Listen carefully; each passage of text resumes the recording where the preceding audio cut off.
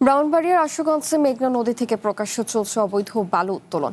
প্রভাবশালী একটি চক্র দীর্ঘদিন ধরে প্রশাসনকে ম্যানেজ করে দিনরাত ড্রেজার চালিয়ে কোটি কোটি টাকার বালু তুলছে।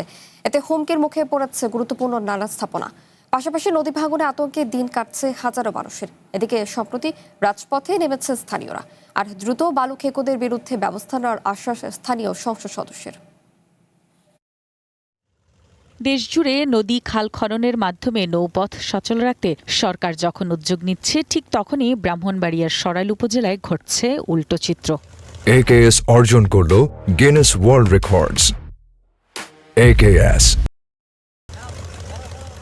উপজেলার চর সোনারামপুর ও সোহাগপুর এলাকায় মেঘনা নদী থেকে অবৈধভাবে ড্রেজার দিয়ে দিনরাত বালু তোলার অভিযোগ উঠেছে একটি প্রভাবশালী মহলের বিরুদ্ধে। স্থানীয়দের অভিযোগ, সংশ্লিষ্টদের ম্যানেজ করে অর্ধ শতাধিক ড্রেজারের মাধ্যমে দীর্ঘদিন ধরে চলছে এই বালু উত্তোলন, যাতে নদী ভাঙন তীব্র আকার ধারণ করেছে। বিলীন হচ্ছে কৃষি জমি, সেই সাথে হুমকিতে জাতীয় গ্রিড লাইন, আশুগঞ্জ বিদ্যুৎ কেন্দ্র, দুটি রেল সেতু ও সৈয়দ নজরুল ইসলাম সেতু সহ একাধিক গুরুত্বপূর্ণ স্থাপনা। বাঙ্গাল হয়ে যেতেছে সব কিছু, হ্যাঁ।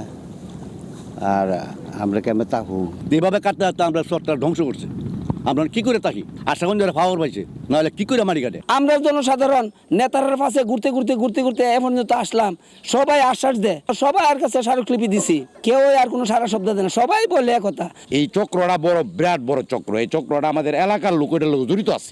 তারা অস্ত্র বাইর করছে বলতে আমরা যারা গেছিলাম তাদেরকে হটানোর জন্য আমরা হিয়ানো ব্যর্থ হয়েছি। প্রশাসন বলছে বালু সরিয়ে নেওয়ার জন্য সংশ্লিষ্টদের নির্দেশ দেওয়া হয়েছে। এছাড়া বালু খেকোদের বিরুদ্ধে দ্রুত আইনগত ব্যবস্থা নেওয়ার কথা জানান স্থানীয় সংসদ সদস্য।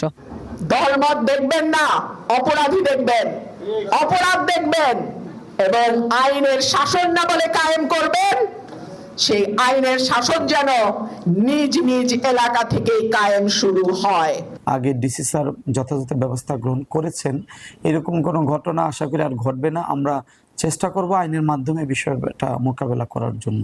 সম্প্রতি ব্রাহ্মণবাড়িয়ার আশুগঞ্জে মেঘনা নদী থেকে অবৈধভাবে বালু উত্তোলনের প্রতিবাদে ঢাকা সিলেট মহাসড়কের একাংশ অবরোধ করে ঝাড়ু হাতে বিক্ষোভ মিছিল ও মানববন্ধন অনুষ্ঠিত হয়েছে। এতে দুর্গাপুর, বাহাদুরপুর, সোহাগপুর ও তাজপুর এলাকার বাসিন্দারা অংশ নেন।